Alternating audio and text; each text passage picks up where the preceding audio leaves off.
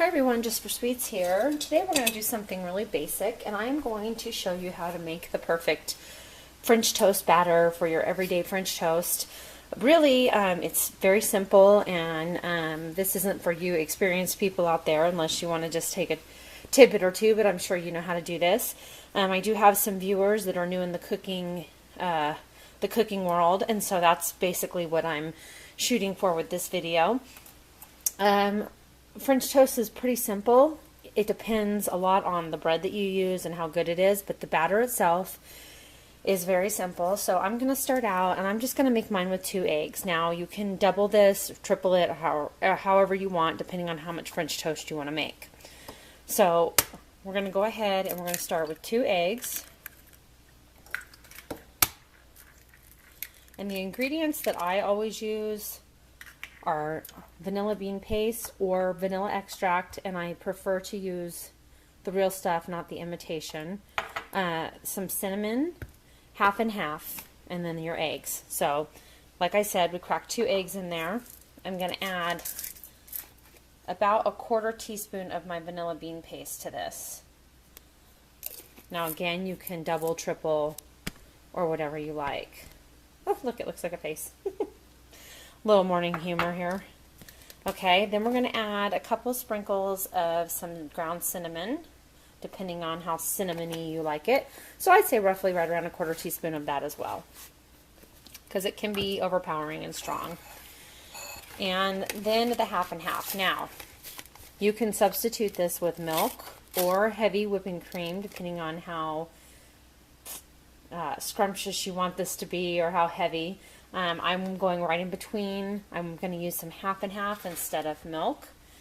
And I usually eye it, so I'm going to say about a 1/4 cup of that.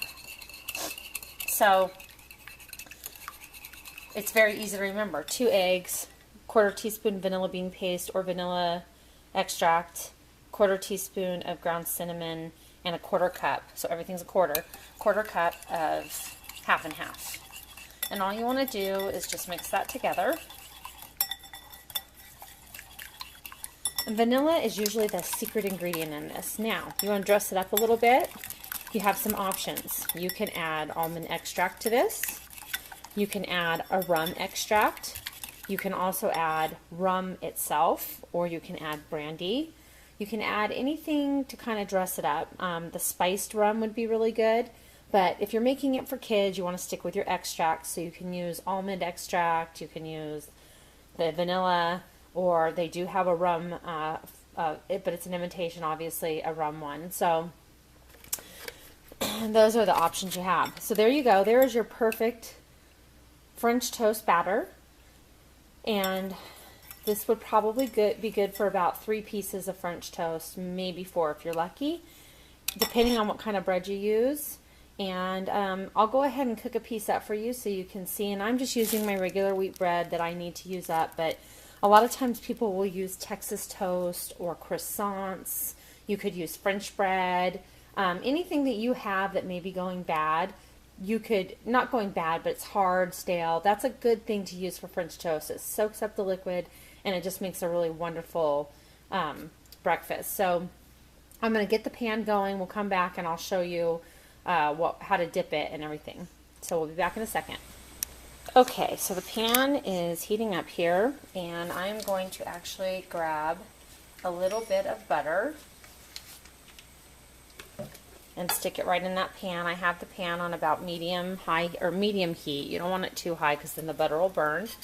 Now, if you prefer to use cooking spray, you can do that. I'm trying to use a little bit less of that kind of stuff, so I'm just going to use good old-fashioned butter. All right, so that's heating up. We've got to get this in here. So we're going to take a piece of bread, go ahead and stick that straight in the batter, and I usually push it down and I let it sit for a second. Now, you don't want it to sit too long or it gets too eggy. And then go ahead and flip it over. Our pan's nice and hot and ready to go. So we're going to lift that out. You can use tongs if you want to. My hands are clean. I'm using my fingers. This is just for me. Okay, so we've got it in there. You can hear it sizzling.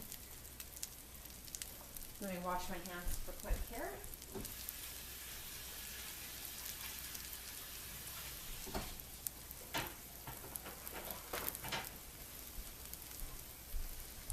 Okay, so usually what I let it do is I cook for about 2 or 3 minutes on one side. You want to make sure that that egg's getting cooked on there. So you want to continue to check it, and you just want to see if it's getting to be a golden brown. So let it go 2 to 3 minutes, and then you're going to flip it over. Okay, so we're getting ready to flip this over, and you want to just kind of lift it up and see if it's getting to be that golden brown, and then you flip it. Now you can let it get a little bit browner than that. I have it kind of toasty around the edges and brown in the center. So you're going to give this side 2 to 3 minutes as well. I usually give it one more flip to warm that side over and put it on the pan. So we're going to let that go, and I'll show you what it looks like all at the end. Okay, so we're back. They're all cooked. I did 2 of them. I have enough batter for 1 or 2 more. So that'll kind of give you a general idea of what you get out of that recipe. So I hope that helps you out a little bit. Now, traditionally, what you would put on this is some syrup. I'm going to clean my plate off while I'm on here with you. You would traditionally put some syrup on there, maple syrup. I'm going to skip that. I'm trying to do a little bit less of that kind of stuff. So I have the maple syrup out for my kids, but I am actually going to take mine and I'm going to sprinkle some powdered sugar on it as I get it all over the counter. Because it just wants to come out that way. Decorate my plate. And I'm going to put some fresh raspberries that I need to use on mine. And a little bit of sliced almonds. So that's another way to have it. But traditionally, you can put your butter and your syrup on there.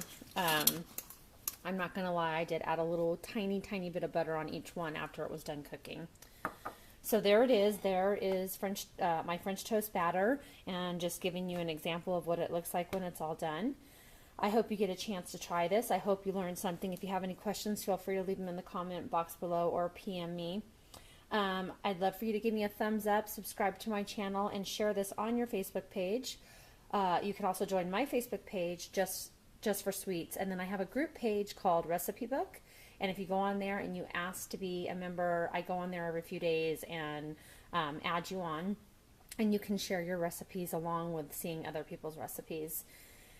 And I hope you have fun with this. I hope you get to try it. I think I'm going to take a bite before I sign off here and see how good it is.